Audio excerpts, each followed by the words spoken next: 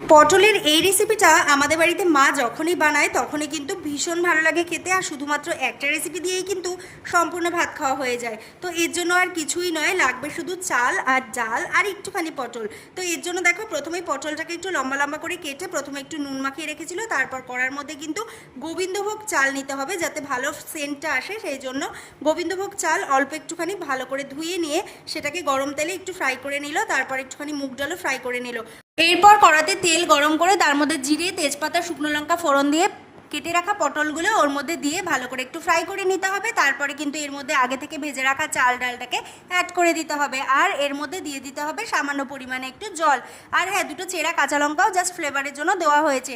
তারপরে ঢাকা দিয়ে এটাকে কিন্তু কুক করে নিতে হবে। যখন চাল আর ডালটা ভালোভাবে কুক হয়ে আসবে তখনই এর মধ্যে কিন্তু সামান্য পরিমাণে একটু চিনি আর অল্প একটুখানি পরিমাণে একটু ঘি দিলেই কিন্তু আজকের রেসিপি একদম কমপ্লিট। কেমন লাগলো অবশ্যই জানিও।